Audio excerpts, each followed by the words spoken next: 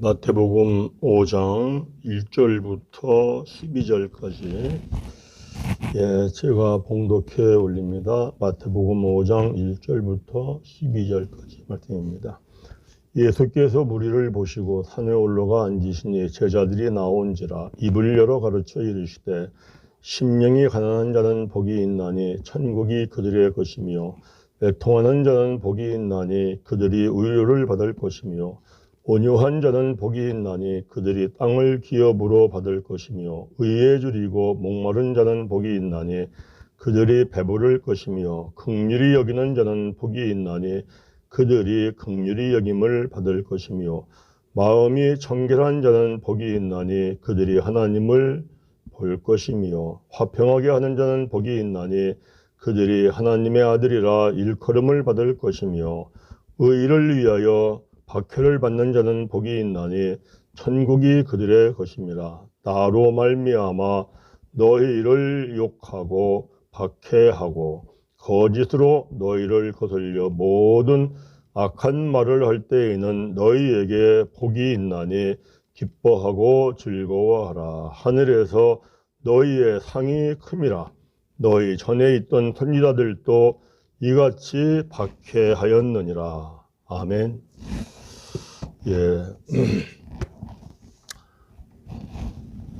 하나님을 믿는 성도가 하나님을 믿기 시작을 했어요. 그러면 뭐를 제일 먼저 첫째로 깨달아야 할까요? 내가 세상에 살다가 예수님을 믿고 복음을 영접하고 하나님을 믿기 시작을 했어요. 그러면은 첫 번째로 깨닫고 첫 번째로 고쳐야 할 게 뭘까요? 분명히 다르거든요. 세상 나라에 속해서 살았어요. 근데 예수님 믿고 하나님 믿어서 하느님 나라 백성이 됐어요. 그러면은 세상 나라에 사는 방법과 하나님 나라에 속해 사는 방법은 180도로 극과 극으로 다른 거예요. 그렇다면은 세상 나라 살던 그 삶이 바뀌어야 돼요. 그게 고쳐져야 돼요. 그러면은 내가 하나님을 믿고 근본적으로 이게 다르구나. 첫 번째로 깨달아야 할 것. 그게 뭘까요? 그것이 하나님이 성도들에게 주신 복이 뭐냐? 복입니다. 복. 이것이 첫 번째 깨달아야 할 겁니다. 우리가 이제 옷을 입습니다. 그런데 첫 단추를 잘못 깹니다. 그리고 옷을 다 입었습니다. 그런데 첫 단추가 잘못 끼워져 가지고 엉망입니다. 그럼 어떻게 해야 돼요? 옷을 벗고 다시 입고 첫 단추를 끼워야 합니다. 이스라엘의 백성들이 하나님을 참 열심히 믿었습니다. 마음을 다하고 뜻을 다하고 생명 걸고 믿었는데 이 첫 번째 깨달아야 할 것을 바르게 깨닫지 못해서 예수님 믿으면서도 가르치는 자나 배우는 자가 맹인이 돼가지고 둘 다 구덩이에 빠지는, 지옥에 떨어지는 어처구니 없는 일이 일어납니다. 예수님이 유대인들을 보니까 열심히는 해. 정말 마음을 다하고 뜻을 다하고 힘을 다하고 막 11조도 하는데 온전하게 하기를 자기 앞마당에 채소를 심은 거에 열매까지 세워서 철저하게 11조를 해. 구제를 하는데 일주일에 하루 이틀 굶고 굶은 것 가지고 구제를 해. 그것도 뭐 구제를 어떻게 해요? 그냥 적당히 하는 게 아니야.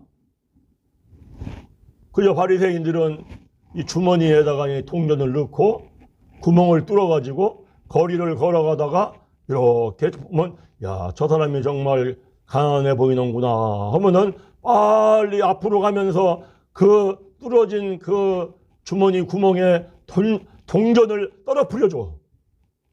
그렇게 구제도 해요. 그렇게 열심히 신앙생활을 하는데 이 첫 단추가 잘못 끼어져 가지고 모든 게 엉망이야. 그래서 결국은 둘 다 맹인이 돼서 지옥에 떨어지는 이런 일이 일어나. 구약의 이스라엘의 백성들 정말 생명 걸고 열심히 하나님을 믿는다고 믿었습니다. 그런데 이 첫 번째 깨달아야 할 것, 이게 깨닫지 못해가지고, 이게 변화되지 않아서 애굽 나라에 살 때에 생각했던 복 그대로 그게 복인 줄 알고 하나님께서 너희 복은 이거야 하고 가르쳐줘도 안 들어. 그러고 자기 생각대로 그 복인 줄 알고 평생 신앙생활 그렇게 하다가 결국은 나라는 멸망을 하고 백성들은 포로로 끌려가서 비참한 노예가 돼. 멸망하는 거예요, 멸망하는 거. 하나님을 열심히 믿는다고만 되는 게 아니더라고요. 저도 목사가 되기 전에는 그저 교회 열심히 다니고 하나님 열심히 가서 예배 드리고 봉사하고 헌신하면 이게 다 되는 줄 알았어, 다. 그러면 그냥 저절로 천국 가는 줄 알았어요. 그런데 보니까 목사가 돼서 말씀을 깨닫다 보니까 원어 성경으로 줄줄줄 외우면서 생명 걸고 힘써서 신앙생활한 그들 이 첫 번째 이거를 깨닫지 못하고 이거를 가르쳐줘도 고치지 않고 그대로 신앙생활하다 결국은 나라는 멸망하고 백성들은 포로로 끌려가서 비참한 노예가 되고 예수님이 와서 보셔도 그 당시에 예수님이 보실 때에도 이 유대인들이 그대로 이 첫 번째 깨달을 것을 깨닫고 고치지 않고 신앙생활하는 그 모습이 너희들 그러다가는 둘 다 가르치는 자나 배우는 자나 맹인이 돼서 지옥에 떨어진다. 그게 뭐냐? 그게 무엇이 복이냐? 이겁니다. 무엇이 복이냐? 예수님이 이 세상에 오시어서 3년 6개월 동안 공생애 동안 많은 걸 가르칩니다. 많은 이적과 기적과 표적을 행합니다. 그리고 그 많은 걸 기록해 놓은 것이 아주 중요한 것만 뽑아가지고 기록한 것이 마태, 마가, 누가, 요한복음 성경, 신학성경책 1페이지부터 1면부터 186면까지 기록이 되어 있습니다. 그 많은 것 중에 첫 번째 이게 중요해. 유대인들, 너희들 지금까지 신앙생활한 거 반드시 이것만은 첫 번째 고쳐야 돼. 그렇지 않으면은 너희들 신앙생활해 봐도 멸망의 길을 가. 그래서 첫 번째 주시는 말씀이 마태복음 5장, 6장, 7장의 산상수훈의 말씀입니다. 그런데 그 5장, 6장, 7장, 3장 중에서도 첫 번째로 말씀하시는 것이 하나님이 주신 복은 이거야. 복 받은 자들은 이렇게 살아. 이렇게 말씀하는 게 오늘 본문의 말씀의 팔복이라고 말씀을 합니다. 우리가 생각을 해보자고요. 정말 한평생 동안 열심히 생명 걸고 없는 시간 내서 아끼는 재물 들여서 신앙생활을 했어요. 한평생 동안. 그런데 죽음 앞에 떨어지는데 보이는 게 지옥불이야. 어떨까요? 어떨 것 같습니까? 통탄할 일이죠. 통탄할 일. 이 복에 대한 개념을 첫 번째로 깨닫고 바르게 신앙생활하지 않으면 이러한 결과가 나타난다.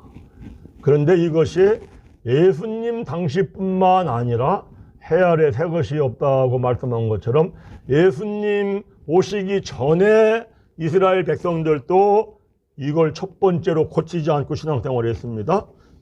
오늘날도 이거를 깨닫지 못하고 이걸 고치지 않고 신앙생활을 합니다. 아마 앞으로도 대대로 그럴 겁니다. 그러니까 성경책에 첫 번째로 기록을 해놓고 대대로 앞으로 예수님을 영접하고 하나님을 믿는 사람들도 이걸 첫 번째로 깨닫고 고쳐야 돼. 그래서 성경책에 기록해놓고 대대로 깨닫고 고치고 바르게 신앙생활하라. 이러한 뜻이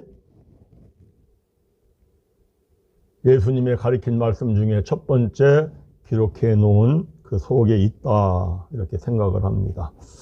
그러면 하나님께서 사람에게 주신 복이 뭐냐 하는 거예요. 그게 뭐냐?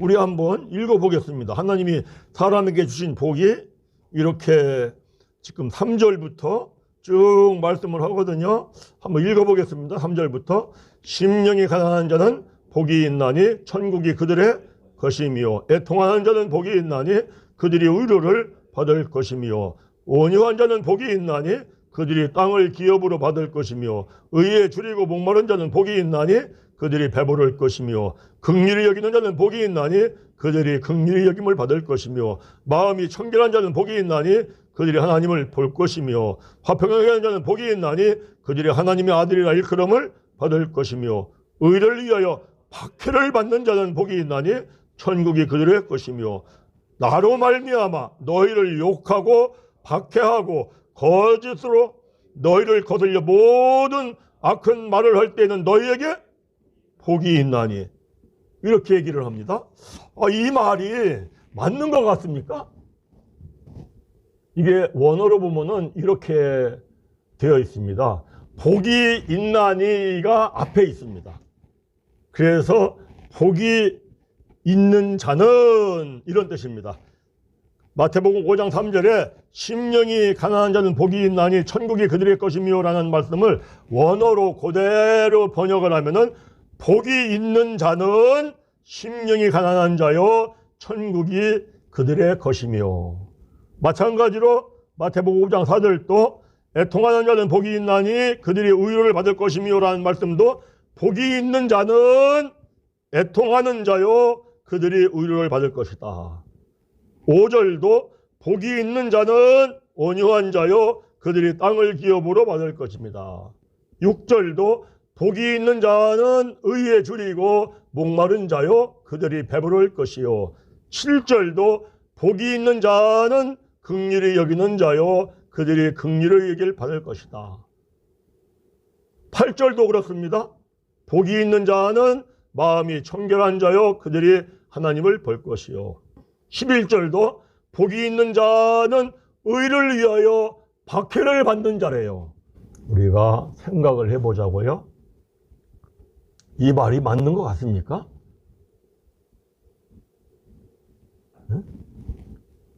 그저 복이 있는 자는 심령이 가난한 사람이 복이 있답니다.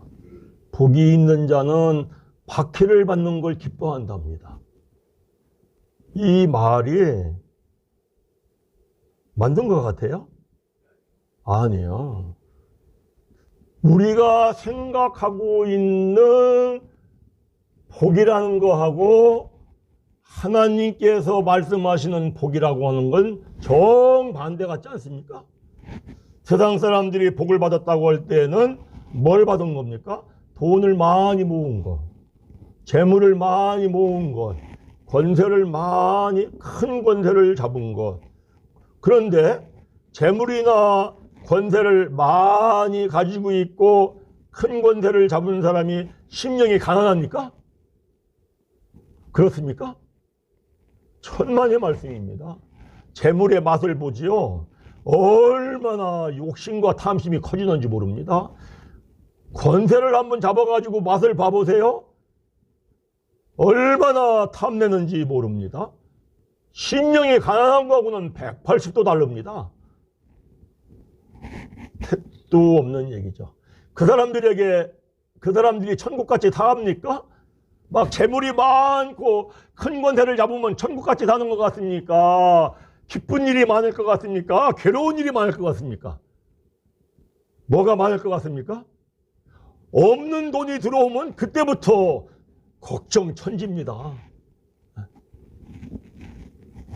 전혀 맞지를 않습니다. 재물이 많고 권세가 많은 사람이 의의 줄입니까? 내가 어떻게 하면 이거를 막 베풀며 살지, 이렇게 줄입니까? 재물이 쌓이기 시작을 하고 권세가 높아지면은 그저 얼마나 더 예수 믿는 사람도 그렇습니다. 가난할 때는 11조 꼭 해야지. 가난할 땐 잘합니다. 투입이 적을 때는. 투입이 커집니다. 어떻게 해요? 요것 떼고 저것 떼고. 예수 믿는 사람도 그렇습니다.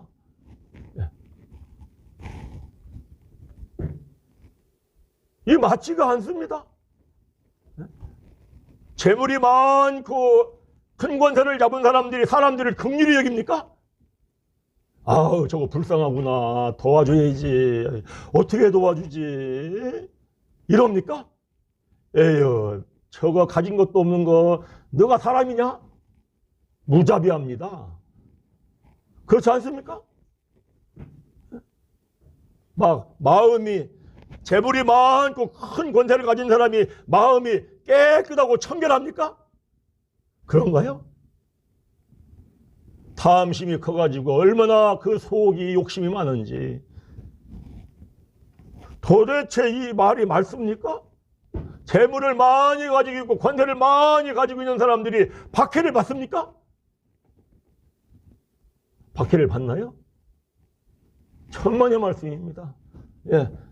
돈이 없고 가난한 사람들이 돈 많고 권세 있는 사람들한테 빌 붙어가지고 어떻게 좀 유익을 볼까 해가지고 그 사람들이 굴림을 합니다. 굴림. 박해를 받는 게 아니라. 전혀 하나님을 믿는 사람들이 받는 복은 세상 사람들이 말하는 복하고는 180도로 다르다. 이거를 바르게 깨닫고 이거를 하나님의 복을 구하지 아니하면 신앙생활은 엉터리가 됩니다. 계속 재물이 복인 줄 알고 권세가 복인 줄 알고 신앙생활을 하면은 바로 그렇게 신앙생활을 한 이스라엘의 백성들이 멸망했습니다. 예수님이 말씀을 합니다. 그렇게 신앙생활을 하면은 가르치는 자나 배우는 자가 둘 다 맹인이 돼서 지옥에 떨어진다. 그렇게 분명히 얘기했습니다. 그러면은 세상의 돈, 재물, 권세를 성경은 복이라고 얘기하느냐 아니면 뭐라고 얘기하느냐 아주 분명하게 얘기하는데 디모데전서 6장 10절을 가봅니다. 디모데전서 6장 10절 함께 읽습니다. 디모데전서 6장 10절 돈을 사랑함이 일만 악의 뿌리가 되나니 이것을 탐내는 자들은 미혹을 받아 믿음에서 떠나 많은 근심으로써 자기를 찔렀도다. 네. 돈을 사랑합니다. 재물을 사랑합니다. 권세를 사랑합니다. 일만 악의 뿌리랍니다. 일만 악. 그것이 바로 죄다. 악이 죄입니다. 그래서 돈을 탐내고 재물을 탐내고 권세를 탐내는 자들은 미혹을 받아서 믿음에서 떠난답니다. 왜요? 욕심이 생기니까. 욕심이 잉태한 즉 죄를 낳고 죄가 장성한 즉 사망을 낳으니까 이미 영이 죽어서 하나님을 믿지만 하나님과 상관이 없는 사람이 돼버립니다. 무서운 얘기입니다. 많은 근심으로 자기를 찌른답니다.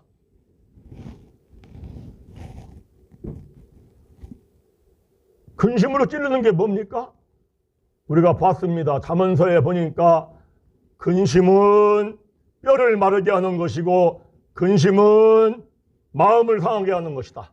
그러니까 막 돈을 사랑합니다. 막 악착같이 돈을 모으고 악착같이 재물 권세를 잡으려고 막 하다 보면 자기도 모르게 그냥 계속 근심으로 자기를 크게 찌르고 작게 찌르고 그저 찌를 때마다 그저 자기도 모르게 뼈가 마르고 마음이 상하고 이게 막 젊었을 때는 건강하니까 이게 뭐 잘 모릅니다.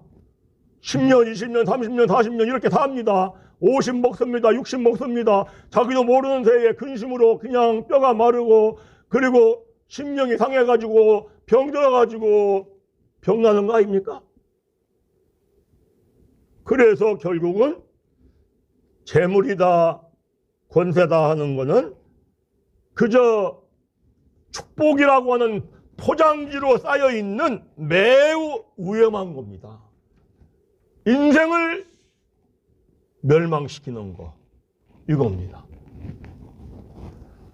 이걸 우리가 분명히 기억해야 합니다. 자, 돈을 모으지 말라는 거 아닙니다. 권세를 잡지 말라는 게 아닙니다. 재물을 모으지 말라는 게 아닙니다. 세상을 살아가는데 돈도 필요하고 재물도 필요하고 권세도 필요. 아니, 많으면 많을수록 좋죠. 그런데 어떻게 얻어야 돼요? 먼저 그의 나라와 그의 의를 구하라. 아멘? 그러면 네가 먹고자 하고 입고자 하는 거 마시고자 하는 거 네가 하는 것보다 더하여 주리라.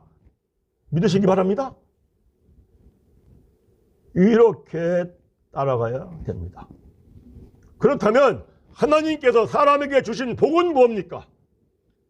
성경책에 하나님이 사람에게 주신 복은 이거다라고 정확하게 이거가 하나님이 사람에게 주신 복이야 라고 기록해 놓은 곳은 없습니다. 있으면 찾아와 보십시오.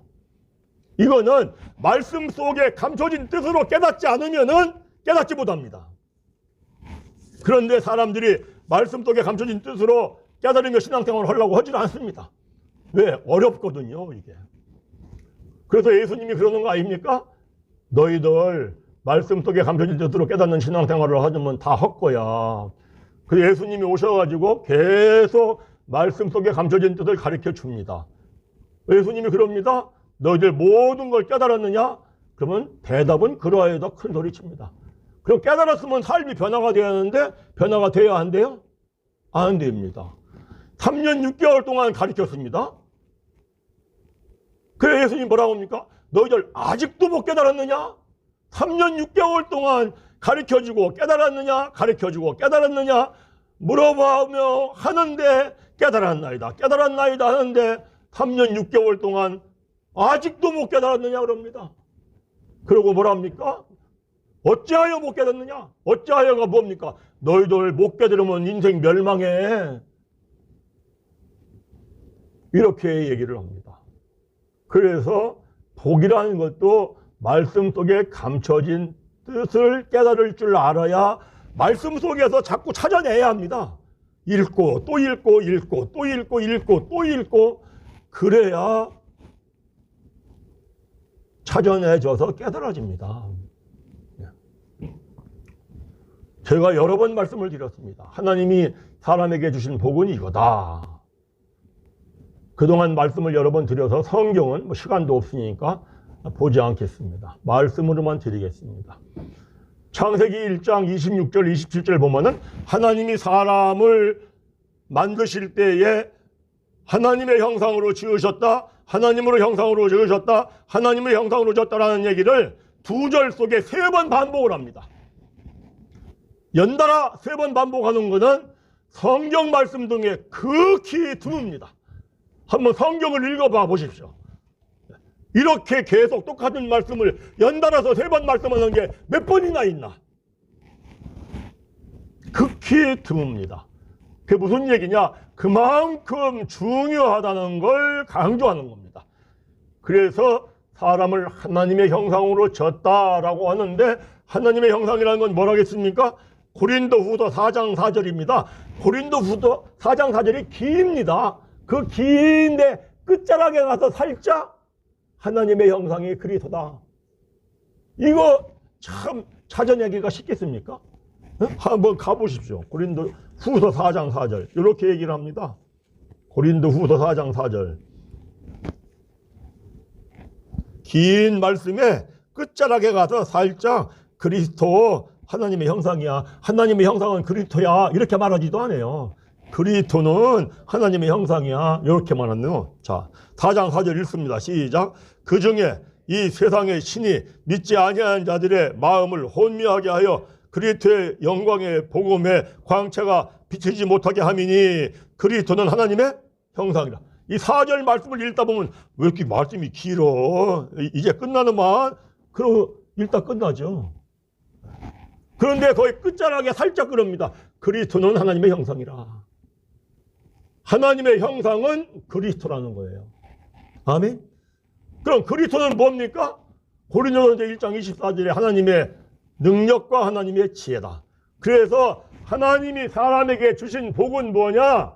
하나님의 능력과 하나님의 지혜를 주신 겁니다. 아멘? 엄청납니다. 세상에서 제일 좋은 것, 가장 귀한 것, 그게 뭡니까? 하나님의 능력과 하나님의 지혜. 믿으십니까? 하나님의 능력과 하나님의 지혜가 아니라 세상의 지혜, 세상의 정치적인 지혜. 솔로몬 왕은 세상의 정치적인 지혜, 그거 하나만 가지고도 전무후무한 부귀영화를 누렸습니다. 부귀영화를 누리다 보니까 더 탐냈어요. 하나님을 믿었습니까? 떠났습니까? 일찍이 떠났다겠습니다. 그래도 겉으로 볼 때는 신앙이 좋죠. 자기가 막 대리석으로 웅장하게 아름답고 들어가면 금으로 번쩍번쩍한 성전을 저어놓고 그저 안식일 철저하게 거기 가서 탈진 짐승 잡아서 제사 지내고 얼마나 겉으로 보면 신앙이 좋습니까? 이미 하나님은 일찍이 떠났는데. 그런데 우리가 알아야 합니다. 왜 하나님이 사람에게 하나님의 능력과 하나님의 지혜를 주셨는가? 계시록 12장을 가봅니다. 요한계시록 12장. 요한계시록 12장 9절 읽습니다. 12장 9절 함께 읽습니다. 큰 용이 내쫓기니 옛뱀 곧 마귀라고도 하고 사탄이라고도 하며 온 천하를 꿰는 자라. 그가 땅으로 내쫓기니 그의 사자들도 그와 함께 내쫓기니라. 아멘.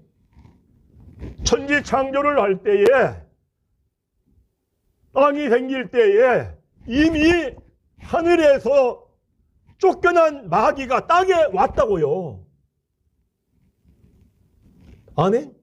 그러니 하나님이 이걸 아십니다. 하나님이 사람을 하나님의 형상으로 창조하시고 사람에게 복을 주시어서 천지 만물을 다스리라 했습니다. 그 사람은 천지 만물을 하나님의 뜻대로 다스려야 합니다. 믿으십니까? 내 마음대로 내 뜻대로 살면은 마귀의 종으로 사는 겁니다. 하나님의 뜻대로 살아. 그래서 천지 만물을 하나님의 뜻대로 다스려. 그런데 마귀가 와 있어요. 사람이 마귀를 이길 수 있습니까? 하나님은 전지전능하시다 그럽니다. 그런데 우스갯소리로 이런 얘기를 합니다. 마귀는 IQ가 2000이야. 사람은 천재가 IQ가 얼마요? 150. 그러니 천재라 할지라도 마귀를 이길 수 있습니까? 있을까요? 못 이깁니다. 그래서 하나님께서 사람에게 하나님의 능력과 지혜를 복으로 주신 겁니다. 마귀를 이기고 하나님의 뜻대로 천지 만물을 다스려라. 그러고 왜 하나님의 능력과 지혜를 복으로 줬느냐? 너희들이 하나님의 뜻대로 살려면은 자기를 부인하고 자기 십자가를 지고 살아야 돼. 하나님의 능력과 지혜가 아니면은 자기를 부인 못합니다. 하나님의 능력과 지혜가 없으면은 자기 십자가를 지지 못합니다. 믿으시면 아멘. 하나님이 그랬습니다. 하나님의 자녀는 원수를 사랑하며 사는 거야. 원수를 사랑해. 하나님의 능력과 지혜가 있어야만 원수를 사랑합니다. 믿으십니까? 하나님의 지혜와 능력이 없는 사람은요, 저거 원수 같아, 저거 문제 일으켜, 저거 그냥 욕하고 비난하고. 왜 욕하고 비난합니까? 사실은 하나님의 능력과 지혜가 없어서 그런 거예요. 깜짝 놀라서 우리가 알아야 되거든요. 저도 깜짝 놀래. 말씀을 깨달으면은 참 좋은데 이거 아주 얼마나 힘든지 몰라요. 우리가 알아야 돼요. 하나님이 하나님의 능력과 지혜를 복으로 주신 거는 첫째는 마귀를 이기고 살아라. 마귀를 이기고 네 맘대로 네 뜻을 이루며 살지 말고 마귀를 이기고 하나님의 뜻을 이루는 삶을 살아라. 아멘. 둘째는 하나님의 능력과 지혜가 있어야만 자기를 부인하고 자기 십자가를 지고 살아. 셋째는 하나님의 능력과 지혜가 있어야만 원수를 사랑하고 살아. 그래서 하나님이 사람에게 하나님의 능력과 지혜를 복으로 주시고 특별히 첫사람 아담을 위하여 가지고 에덴 동산을 창설해서 거기에 각종 나무 심어놓고 그리고 거기 동산 중앙에 생명나무와 선악과를 심어놓고 하나님이 말씀을 하시는 거죠. 선악과를 따먹으면 반드시 죽으리라. 이게 무슨 얘기입니까? 너희는 반드시 생명나무 열매를 먹고 살아야 돼. 이 얘기입니다. 믿으시면 아멘. 반드시 생명나무 열매를 먹고 살아라. 왜요? 생명나무는 잠언서 3장 18절에 하나님의 지혜의 나무다. 아멘. 그래서 생명나무 열매를 먹으면은 하나님의 지혜로 무장이 돼요. 생명나무 열매를 먹으면은 하나님의 능력으로 무장이 돼요. 그래서 생명나무 열매를 먹으면 마귀를 이기며 살아. 에덴 동산에서 기쁘게. 할렐루야. 하나님이 그렇게 해주신 거예요. 그랬는데 첫사람 아담이 육의 사람이라 영불명이 없어가지고 그저 마귀의 미혹을 받고 그리고 선악과를 먹었죠. 선악과를 먹는 죄를 범했습니다. 그때부터 하나님의 능력과 하나님의 지혜는 잃어버렸습니다. 그리고 사람이 그때부터는 마귀의 종으로 삽니다. 사람이 마귀의 종으로 삽니다. 마귀가 주인으로 어디에 있습니까? 사람의 생각 속에 있습니다. 사람의 생각 속에 마귀가 주인으로 있어요. 그리고 사람 나는 종으로 살아요. 그래서 마귀의 속성이 뭡니까? 욕심과 미움과 거짓. 그래서 주인이 욕심, 미움, 거짓. 그래서 자기 욕심에 안 맞으면 자기 주인의 마귀의 욕심에 안 맞는 거예요. 그래가지고 자기 계산에 맞으면 좋아합니다. 자기 계산에 맞고 자기한테 좀 잘해주면은 막 사랑한다고 하고 뭐 당신이 최고라고 하고 우리가 그러지 않습니까? 그런데 10번 잘하다가 한 번 잘못하면 자기 계산에 안 맞으면은 나쁜 놈이라고 하고 죽일 놈이라고 하고 저놈을 쫓아내야 한다고 하고 이게 막 사람들이 살면서 막 이제는 그만 살자, 이제는 헤어지자 이럽니다. 그러죠? 그게 전부 다 속는 거예요. 속는 거. 누구한테 속아요? 주인인 마귀한테 속는 거예요. 이게 우리가 깜짝깜짝 놀라야 됩니다. 주인인 마귀가 생각 속에서 생각을 줍니다. 그 미혹을 합니다. 미혹에 넘어가면은 종인 사람은 어떻게 생각하느냐? 돈이 축복이야. 재물이 축복이야. 권세가 축복이야. 그래가지고 많은 돈과 많은 권세를 잡으면은 축복을 받은 것이고 행복해질 줄 알고 세상을 이기고 승리할 줄로 합니다. 그래서 사람들이 그냥 탐욕을 부리면서 그저 아주 악착같이 돈을 모으고 권세를 막 잡습니다. 그래 어떤 사람들은 마침내 잡습니다. 막 큰 재물도 모으고 큰 권세도 잡고 야 이제는 내가 막 재물도 많고 권세도 잡았으니 나는 이제 세상을 이기고 승리하고 축복을 받았으니 나는 행복할 거야. 할렐루야. 그렇습니까? 돈을 많이 모으고 재물을 많이 쌓아놓고 큰 권세를 잡으면은 그 사람들이 행복한 것 같습니까? 그동안에 재물을 모으고 권세를 잡으려고 탐냈던 것들 크게 찌르고 저게 찌르고 수도 없이 그리고 찔러서 수도 없이 뼈가 마르고 수도 없이 마음이 상해서 그저 20년, 30년, 40년 살다 보니까 나이는 50이 먹고 60이 먹고 70이 먹었는데 나도 모르게 병이 나가지고 그 많은 재물, 그 큰 권세를 가지고 병 못 고칩니다. 네. 그러다 고생하다가 아이고 이거 인생 헛살았네 이러는 거 아닙니까? 이게 얼마나 억울한 겁니까? 사람들은 누구나 자기 나름대로 막 열심히 일하고 성실히 살라고 하고 부지런히 정말 내가 열심히 살라고 살아왔는데 결과는 보니까 마귀한테 쏘가산 거야. 참으로 억울한 일이고 참으로 통탄할 일이고 참으로 고통스러운 일이고 이것이 세상 사람들이 살아가는 인생들 아닙니까? 그런데 성경은 뭐라고 얘기해요? 의인은 시편 92편 14절에 늙어도 여전히 결실하고 진액이 풍족하고 빛이 청청하다. 왜? 의인은 다시 하나님의 능력과 지혜를 지니고 사니까. 할렐루야.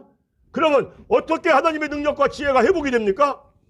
에베소서를 가봅니다. 에베소서 1장. 아주 중요한 말씀을 3절부터 8절까지 합니다. 한번 읽습니다. 시작. 찬송하리로다. 하나님 곧 우리 주 예수 그리스도의 아버지께서 그리스도 안에서 하늘에 속한 모든 신령한 복을 우리에게 주시되 곧 창세 전에 그리스도 안에서 우리를 택하사 우리로 사랑 안에서 그 앞에 거룩하고 흠이 없게 하시려고 그 기쁘신 뜻대로 우리를 예정하사 예수 그리스도로 말미암아 자기의 아들들이 되게 하셨으니 이는 그가 사랑하시는 자 안에서 우리에게 거저 주시는 바 그의 은혜의 영광을 찬송하게 하려는 것이라. 우리는 그리스도 안에서 그의 은혜의 풍성함을 따라 그의 피로 말미암아 속량 곧 제사함을 받았느니라. 이는 그가 모든 지혜와 총명을 우리에게 넘치게 하사. 아멘. 자, 거기 봐보세요.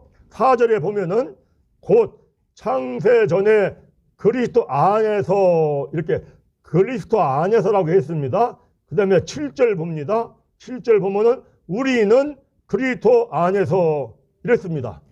자, 저를 보시기 바랍니다.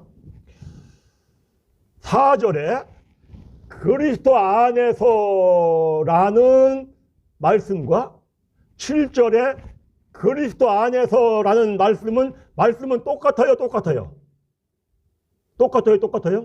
똑같죠? 그런데 뜻은 다릅니다. 뜻이 어떻게 다른가 한번 생각들을 해보십시오. 그리고 한번 찾아보십시오. 이게 찾아지고 깨달아져야 됩니다. 그래야만이 제사함 받은 자의 복이 이거구나 하는 걸 확실히 합니다. 자, 이렇게 얘기합니다. 창세 전에 그리스도 안에서 하나님께서 신령한 복을 주셨다. 그 신령한 복이 뭐다라는 말씀은 있어요? 없어요? 없어요. 그런데 그리스도 안에 있었어요. 그러니까 하나님의 능력과 지혜 안에 있었어요. 그러니까 신령한 복은 뭐다? 하나님의 능력과 하나님의 지혜다. 믿으시면 아멘. 자, 그 다음에 제사함을 받았어요. 그 제사함을 받았는데 제사함을 받은 자에게는 그리스도 안에서 또 모든 지혜와 총명을 넘치게 부어주셨느니라. 아멘. 그러면은 모든 지혜와 총명하고 하나님의 능력과 지혜하고는 뜻으로 보면 같아요? 이거 같은 거죠. 자, 그런데 아까 말씀드린 거 4절 안에서 그리스도 안이라는 뜻과 7절 안에서 그리스도 안이라는 뜻은 달라요. 4절에 그리스도 안이라는 것은 그리스도 이 땅에 예수로 오시기 전에 영원 세계에서 계신 그리스도의 상태, 이 상태이고요. 7절의 그리스도라는 것은 그 영원 세계에서의 그리스도가 이 땅에 예수로 오셔가지고 십자가에서 죽고 마귀를 멸해버리고 새 생명, 부활의 생명으로 부활하신 분은 누구다? 그리스도. 아멘. 그래서 7절의 그리스도 안에서는 부활하신 그리스도. 할렐루야. 그럼 부활하신 그리스도라는 것은 어떠한 뜻을 짊어지고 있느냐면은 십자가의 죽으심으로 마귀를 멸하시고 우리를 죽기까지 사랑하사 그리고 부활하신 십자가의 사랑이 담겨있는 그리스도 안에서. 할렐루야. 그래서 제사함 받은 자에게 받은 복은 뭐냐? 십자가의 사랑이 담긴 하나님의 능력과 하나님의 지혜. 할렐루야. 믿으십니까? 믿으시면 아멘. 자, 한번 따라합니다. 제사함 받은 자가 받은 복은, 제사함 받은 자가 받은 복은 십자가의 사랑이 담긴 하나님의 지혜와 능력이다. 완전히 다르죠. 그래서 세상 사람들은 사람의 지혜와 사람의 능력으로 악착같이 해가지고 큰 재물을 모읍니다. 큰 권세를 잡습니다. 그게 재벌이 되기도 합니다. 그래서 이제 큰 병원을 지어가지고 아픈 사람들 고쳐주기도 합니다. 죽을 것 같은 사람들 살려주기도 합니다. 그런데 그 사람들이 왜 아픈 사람을 고쳐줍니까? 왜 죽을 것 같은 사람들을 다 자기가 돈을 많이 모았으니까 내가 이제 선한 사업을 해야지 해서 공짜로 해줍니까? 그렇게 해주는 사람이 있습니까? 자기의 이익을 위해서 더 돈 벌려고, 더 큰 재물을 모으려고, 더 큰 권세를 잡으려고. 그렇지 않습니까? 그래서 높아집니다. 권세가 있습니다. 큰 재물을 모았습니다. 그래, 그거 가지고 야, 너 참 불쌍하다. 참 네 인생 불쌍해. 이럽니까? 아니면은 무시해버립니까? 짓밟아버립니까? 내가 어떻게 해가지고 내가 이거를 모으고 어떻게 해가지고 내가 이걸 잡은 건데 어떻게 내가 한 푼이나 누구를 도와줘? 택도 없습니다. 신앙생활도 그렇습니다. 내 능력으로 내 지혜로 모았다. 어떻게 내가 이걸 어떻게 이 많은 돈을 11조를 다 해? 택도 없습니다.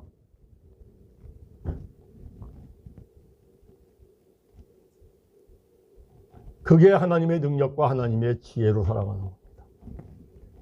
그런데 하나님이 주신 복인 십자가의 사랑이 담긴 하나님의 능력과 지혜를 받은 분은 사는 게 다릅니다. 그거를 모범적으로 보여주신 분이 예수입니다. 바다에 큰 풍랑이 일어납니다.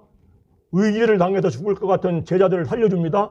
예수님이 그럽니까? 내가 너희들 살려줬잖아. 살려준 값 내놔. 이럽니까? 배가 고파가지고 막 아주 허둥대고 힘들어합니다. 예수님이 오병이어 기적을 해가지고 배부를 먹어줬습니다. 야, 너희 먹은 빵값 내놔. 이럽니까? 예수님이 그랬어요? 병든 자를 고쳐주고 죽은 자를 살려줍니다. 예수님이 그럽니까? 내가 네 고쳐줬잖아. 돈 좀 내놔. 예수님이 그럽니다. 제자들에게 내가 너희에게 명령하노니 하나님의 능력과 권세를 가지고 하나님의 능력, 하나님의 지혜를 가지고 병든 자를 고쳐주면은 거저 받았으니 거저 줘라. 아멘. 명령의 말씀입니다. 우리가 신앙생활을 합니다.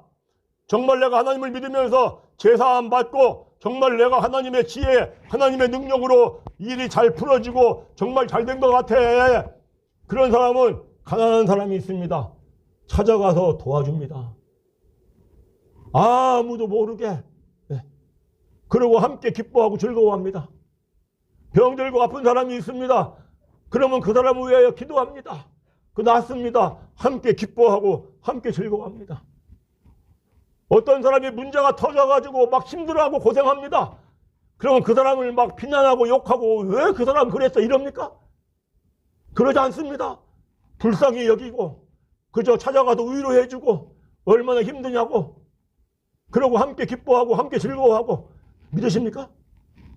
그것이 성도입니다.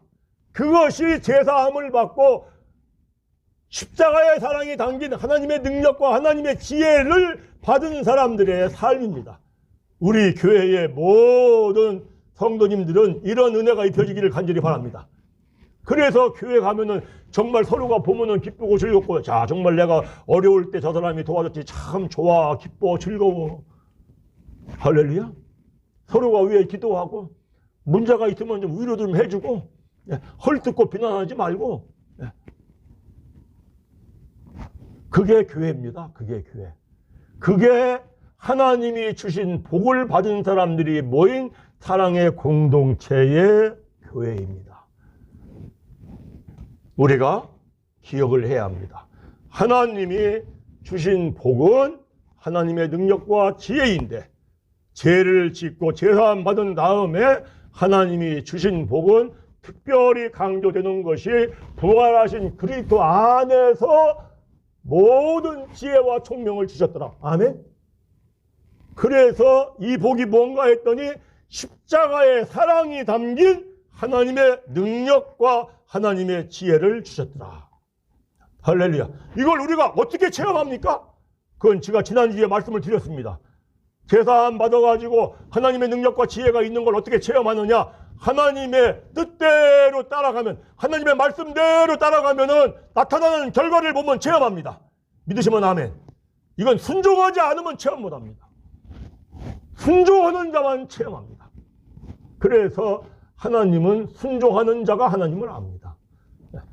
아무리 성경을 달달달달 외워도, 원어로 외워도 감춰진 뜻을 깨닫고 회개하고 성령을 받고 성령의 힘으로 순종하지 않고는 하나님을 바르게 알 수가 없습니다.